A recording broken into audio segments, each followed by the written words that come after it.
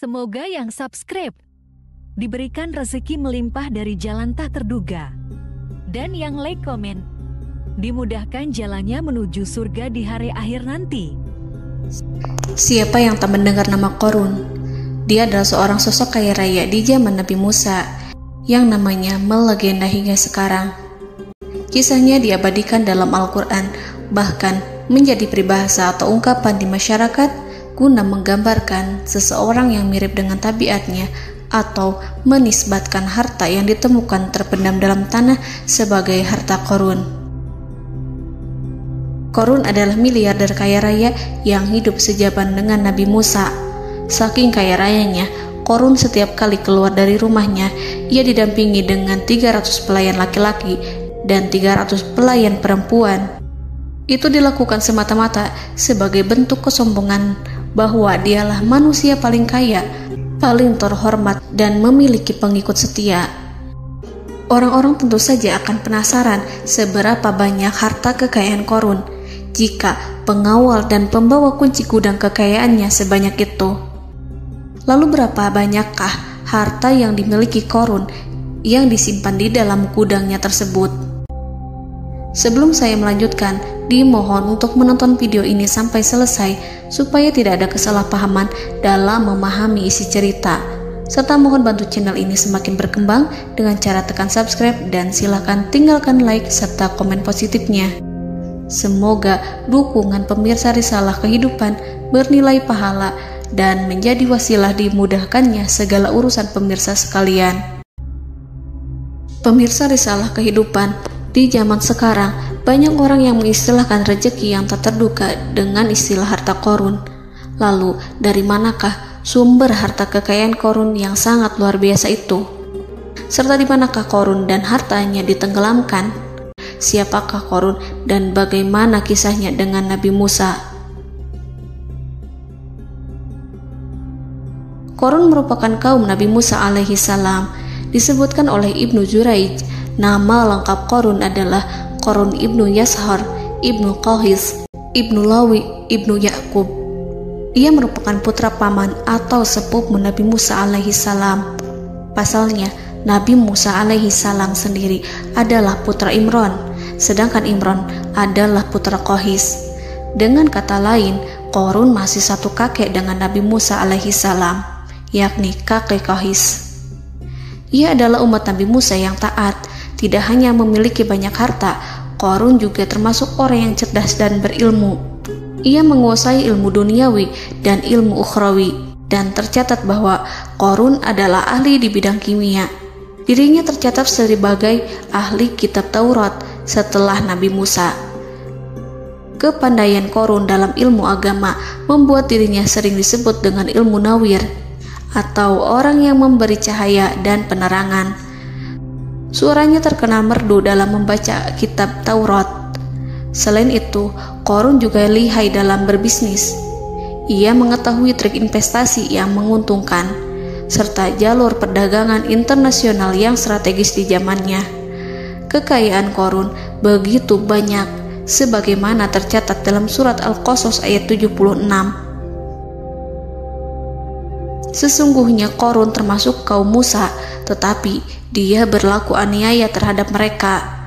Kami menganugerahkan kepadanya perbendaharaan harta yang kunci-kuncinya sungguh berat dipikul oleh sejumlah orang-orang yang kuat. Dalam riwayat Kaisamah disebutkan, kunci gudang kekayaan Qorun dibutuhkan 60 bigol atau sejenis kuda kecil. Ukuran kuncinya sebesar jari, bahannya terbuat dari kulit, dan setiap kunci digunakan untuk satu gudang. Maka keluarlah Qorun kepada kaumnya dalam kemegahannya. Para ulama tafsir menjelaskan, Qorun keluar dengan mewah diiringi dengan 300 gadis berbaju merah dan 4.000 kendaraan kuda. Tak heran, iring-iringan Qorun itu mengundang decak kagum mereka yang gandrung terhadap harta kekayaan, sebagaimana yang terekam dalam ayat Al-Quran. Moga-moga kiranya kita mempunyai seperti apa yang telah diberikan kepada Qorun. Sesungguhnya ia benar-benar mempunyai keberuntungan yang besar. Quran Surat Al-Qasas ayat 79. Namun tak sedikit kaumnya yang mengingatkan.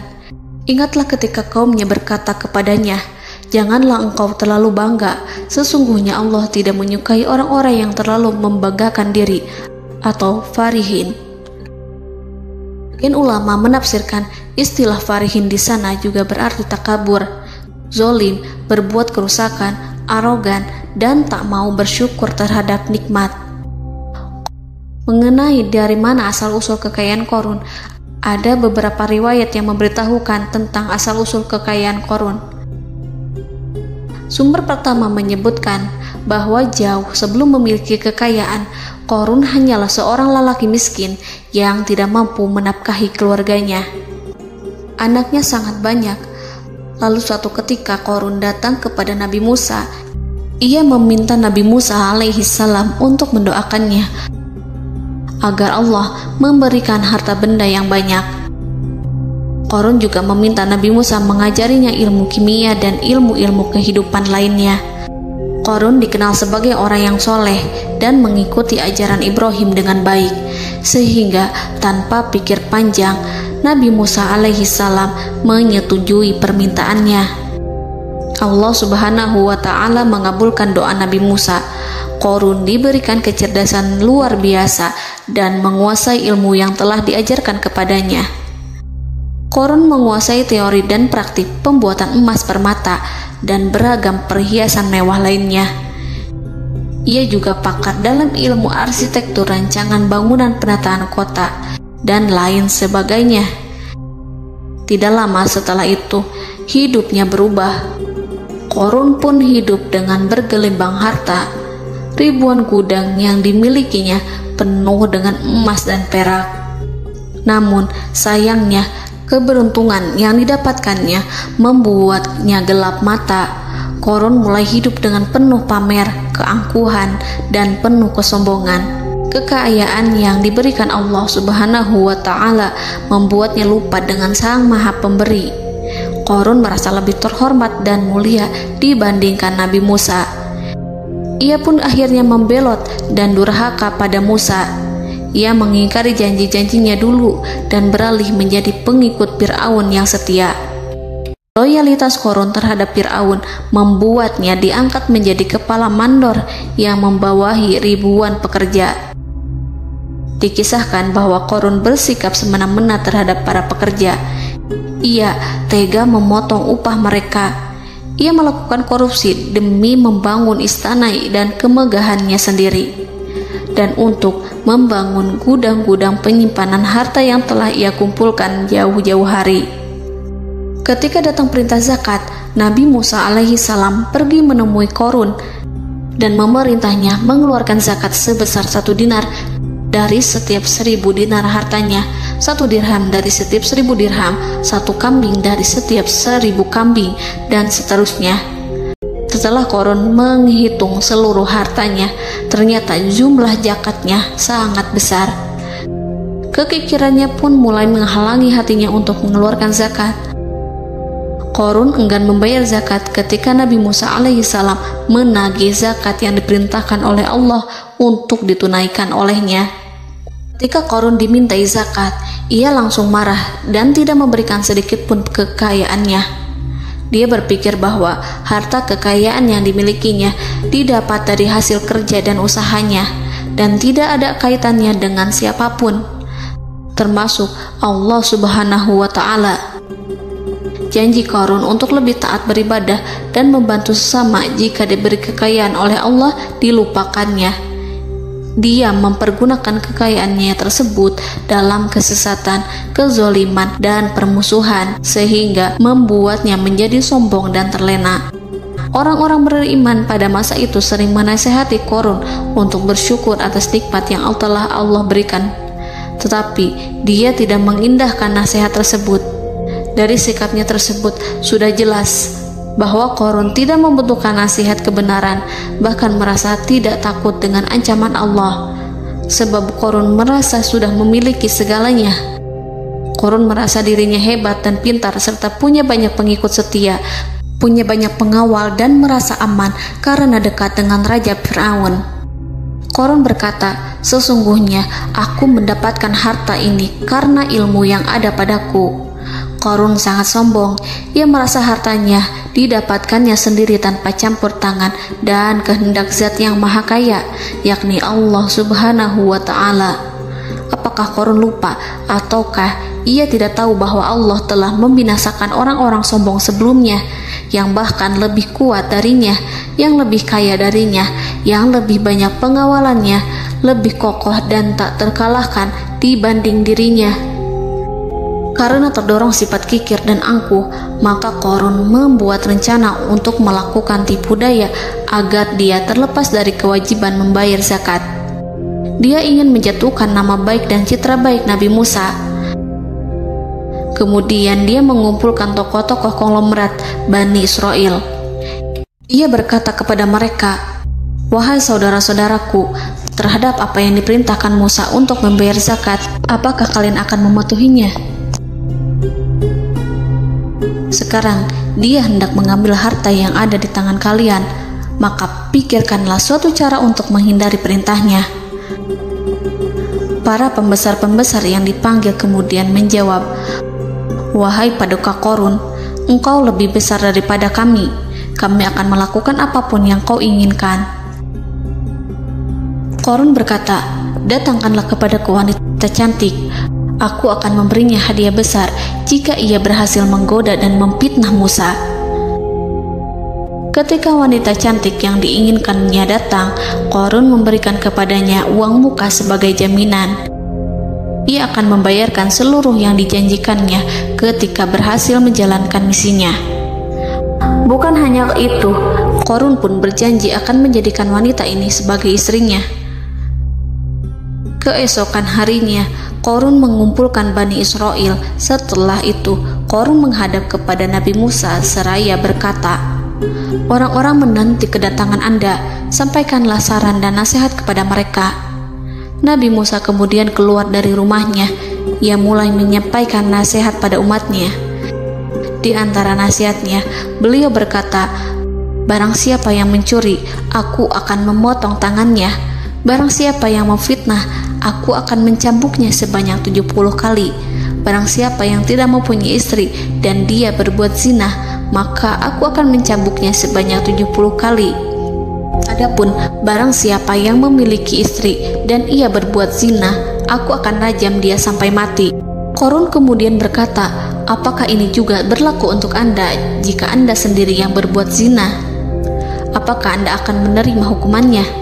Kemudian Nabi Musa menjawab, "Ya, meskipun saya sendiri yang melakukannya." Maka kemudian Korun memanggil wanita yang telah dibayarnya. Wanita itu berdiri di depan Nabi Musa dan Bani Israel yang telah berkumpul, mengaku sedang hamil karena berhubungan badan dengan Nabi Musa. Marahlah Nabi Musa atas fitnah kejam yang diarahkan kepadanya. Kemudian Nabi Musa melakukan sholat 2 rakaat, lalu mendatangi wanita itu dan menyumpahnya agar mengatakan siapa yang menyuruhnya. Wanita itu menjadi ketakutan. Ia bergemetar di depan Nabi Musa dan mengaku bahwa yang menyuruhnya adalah Korun. Lalu wanita itu bertaubat dan meminta maaf kepada Nabi Musa. Seketika Nabi Musa bersujud seraya berdoa kepada Allah agar menimpakan azab kepada Korun. Allah memberi wahyu kepada Musa bahwa bumi telah dijadikan tunduk kepada perintah Nabi Musa. Kemudian Nabi Musa berkata kepada bumi, "Wahai bumi, telanlah Korun beserta kekayaannya, habiskanlah semua."